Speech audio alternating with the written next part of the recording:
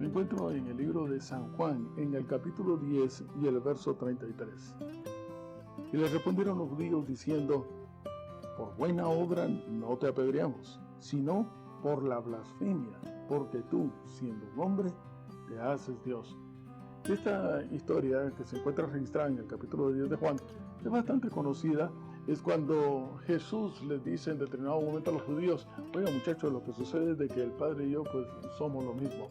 Y se considera una blasfemia entonces que aquel que creían era una criatura pues pretendiera ocupar el lugar que le corresponde a Dios. Aunque, tome nota, en el caso de Jesús pues no fue apedreado. ¿Por qué? Porque en él no es una blasfemia decir que es Dios, porque él es Dios. Esta semana, quiero decir en este trimestre, iniciaremos un nuevo tema. Un tema, y aquí tengo el folleto nuevo: la vida eterna, la muerte y la esperanza futura. Les invito a que por favor lo adquieran y lo estudiemos. En la introducción de esta semana, este título que nos arroja durante todo el trimestre es bastante delicado para la mayoría de los seres humanos. ¿Por qué? Porque estamos en el dilema de no querer morir y encontrar la fórmula de la vida eterna. De hecho, desde la antigüedad siempre ha sido esa la historia. ¿Dónde está el Shangri-La? El lugar en donde se encuentra la fuente de la juventud eterna. Pero ¿por qué nos metimos en este conflicto? ¿Por qué estamos metidos en este embrollo de que hay muerte, de que no hay vida eterna, de que si tenemos un Salvador, que si creemos en un Redentor o no? ¿Cómo? ¿Cómo es posible esto si Dios perfecto hizo todas las cosas perfectas? Quizás alguien podrá decir: entonces, ¿por qué nos hizo? Hay una respuesta que no da lugar a dudas. Es que Dios es amor. 1 Juan capítulo 4 verso 8. Y cuando pensó en ti, pensó en mí, cuando nos hizo por amor. Hizo todo un universo por amor, para que ese amor que está dentro de él fuese compartido. En primer lugar, ni siquiera se le ocurrió inventarte una manera de ser. Se le inventó a los leones, se le inventó a los animales, pero cuando pensó en ti, cuando pensó en mí, como lo decíamos antes, dijo: este será la corona de la creación, así que no le inventaré una manera de ser, le daré mi manera de ser. Y nos inunda entonces de su espíritu, ese cuyo fruto es gozo, paz, benignidad, bondad, mansedumbre, etc. De igual manera, toda criatura, todo ser pensante, los ángeles, también entonces tuvieron la oportunidad, al igual que tú y yo, de tener un libre albedrío, una decisión de querer corresponder a ese amor o no. Y todo estaba perfecto. Uno de ellos, una criatura, lucero de la mañana llamado, no sabemos cómo surgió en él el deseo de querer ser igual a Dios. Sin embargo, era perfecto, pero también gozaba de la libre oportunidad de decidir. Y la palabra de Dios lo registra en el libro de Isaías. Vamos a buscarlo, por favor. Estoy en Isaías, en el capítulo 14 y el verso 14. Y dice la palabra de Dios que se expresa Lucifer diciendo: sobre las alturas de las nubes subiré, seré semejante al Altísimo. ¿No es esto acaso el principio de la blasfemia que encontramos en Juan capítulo 10, verso 30 al 33? De pretender una criatura pretendiendo ocupar el lugar que le corresponde a Dios. Pero ¿qué era realmente lo que podía estar ambicionando Satanás? Sino más que recibir la adoración. Y esto crea un enorme conflicto que también se encuentra registrado en la palabra de Dios. Acompáñeme, aunque esto no será un estudio profético, pero acompáñeme por favor al libro de Apocalipsis y vamos directamente hacia el capítulo 12. La palabra de Dios dice en el verso 7: y después hubo una gran batalla en el cielo. Miguel y sus ángeles luchaban contra el dragón.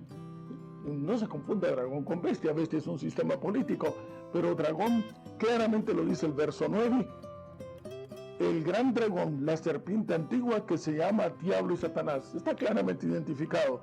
Pues bien, dice la palabra de Dios en el verso 7 que Miguel y sus ángeles luchaban contra el dragón. Miguel significa el que es como Dios. Luchaba contra el dragón y luchaban el dragón y sus ángeles. Dividió al cielo. Divide al cielo en algunos que logra engañar y quieren entonces ver la posibilidad que sí, que por qué razón no puede ser igual y semejante al Altísimo y aquellos que son leales a Dios. Y esta ha sido la piedra fundamental y base sobre la cual se ha determinado el conflicto de los siglos, entre a quién se le reconoce como Dios. En alguna oportunidad estudiaremos tal vez más en detalle el capítulo 13, pero dice la palabra de Dios en el capítulo 13 de Apocalipsis que esto es precisamente lo que perseguía el dragón, lo que persigue el diablo. Dice el verso 4, proféticamente hablando, que en determinado momento se adorará al dragón, que haga autoridad a los sistemas políticos y que al mismo tiempo este sistema político que ya está en movimiento en el mundo, reconocerá como Dios al enemigo, al diablo, a Satanás, a Dios, a aquel blasfemo que pretende ocupar el lugar que le corresponde a Dios. Apreciados hermanos, desde el principio que hoy quisiera, como un añadido al estudio de esta semana, agregar para ustedes, es un término que ha sido bastante conocido y que incluso se ha utilizado hasta como título de una película. Es la palabra Armagedón. Hoy vamos a aclarar un punto desde el punto de vista teológico, lo que puede significar este vocablo, Armagedón. Y nos encontramos también ahora en el capítulo 16 y el verso 16 de Apocalipsis. Acompáñenme, por favor. Y los reunió, dice la palabra de Dios, en el lugar que se llama en hebreo Armagedón. Tomen en cuenta que en primer lugar la guerra no se llama Armagedón, sino que es un lugar. Y la palabra Armagedón es una palabra hebrea compuesta del prefijo har, que significa montaña, y Megedón, Megido, la montaña de Megido. Resulta que históricamente no existe una montaña que se llame Megido, pero sí existe un valle que está al pie de la cadena de las montañas del Carmelo. Y era también conocido como el Valle de Josafat o el Valle de la Decisión. Para esto voy a pedirles que por favor, hoy se vamos a utilizar más la palabra de Dios, voy a pedirles que por favor me acompañen al libro de Joel. ¿Saben ustedes que el libro de Joel, ya lo tengo señaladito yo por acá, el libro de Joel se encuentra exactamente después del libro de Oseas, que está despuesito de Daniel, y la palabra de Dios dice en Joel, que es un libro bastante pequeño, solo tiene 3 capítulos, pero la palabra de Dios dice voy a empezar en el verso 12, despiértense las naciones y suban al valle de Josafat. Posteriormente, la palabra de Dios dice en el siguiente en el versículo 14, muchos pueblos se encuentran en el valle de la decisión. Es que cercano está el día de Jehová en el valle de la decisión. El mismo valle de Megido, o valle de Josafat, o conocido también valle de la decisión, Israel celebró muchísimas batallas en ese valle, pero lo interesante del asunto está en que se encuentra al pie de la cadena de las montañas del Carmelo. Así que tomemos en cuenta Armagedón, Har, montaña, Megido, pues no hay una montaña de Megido, pero sí el valle de Megido, y se encuentra al pie de la montaña del Carmelo. ¿Y qué sucedió allí? La palabra de Dios dice en Primera de Reyes, en el capítulo 18 y el verso 20. Una vez más, por favor, acompáñame. Es solemne este versículo. Dice la palabra de Dios en el verso 20 del capítulo 18.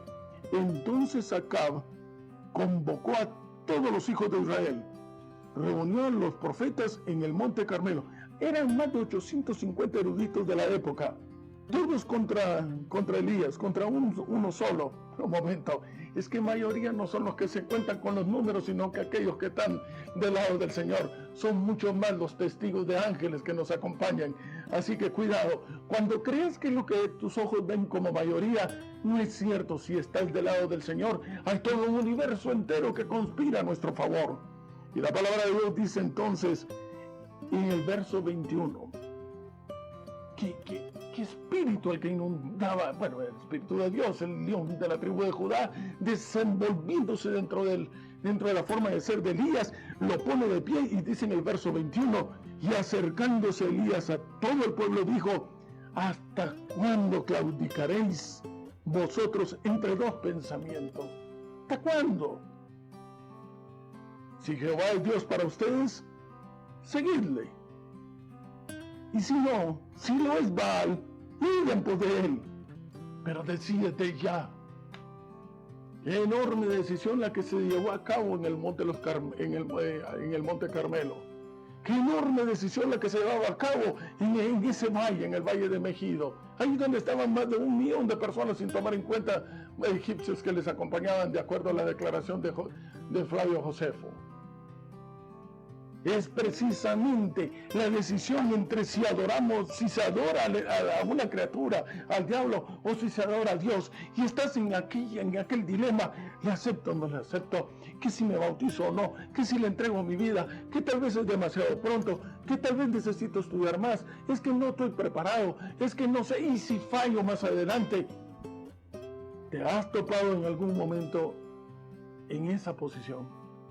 ¿Has estado en algún momento en ese dilema, en tener que decidir? Y esa batalla se lleva a cabo aquí dentro de nuestro corazón. Aquí es donde se está efectuando la verdadera guerra entre las fuerzas del mal y las fuerzas del bien. Y Jesús, a través de su Espíritu Santo, con gemidos indecibles, está luchando, recordándote su sacrificio en el Calvario, que de tal manera te amó, que aun cuando padre y madre te dejaren, con todo Él no te abandonará. Es que con amor eterno nos ha amado, por lo tanto, prolonga su misericordia, que Dios como Él, que se complace en perdonarnos. De ese Jesús te estamos hablando, de ese Dios que te acompaña donde quiera que estés, de ese que está aquí a mi lado, que no está distraído, que no pasa desapercibido mis necesidades, y las tuyas tampoco, que está allí. Es ahora el momento de que de una vez por todas, se defina entonces esta batalla, este Armagedón que se vive en nuestro corazón, se defina de una vez por todas y declaremos a Jesús como el Rey de Reyes y Señor de Señores. El que debe ser desde el principio en nuestra vida, para que volvamos a ser una vez más llamados hijos de Dios. El conflicto entre la vida y la muerte no es nada menos que el conflicto de una decisión entre si quieres adorar al Señor, nuestro Creador y nuestro Redentor, o aquel que ha sido también creado, una criatura, y que simplemente ha aspirado a ser Dios. Con razón le llaman el príncipe de este mundo, porque príncipe es el que aspira a ser rey, pero rey solamente hay uno, y ese es el Señor. El que tú conoces porque ha estado ahí siempre, no el que te acusa. Y es hacia ese reino, hacia donde deseamos volver a casa, para encontrarnos con nuestro Dios, nuestro Dios. Le hemos esperado y Él nos salvará. Que este Armagedón que se libra en tu corazón sea ganado por el Señor del cielo, por Jesús. Y aquí, en la palabra de Dios, es donde encontramos la ruta para llegar hacia Él, la fuente de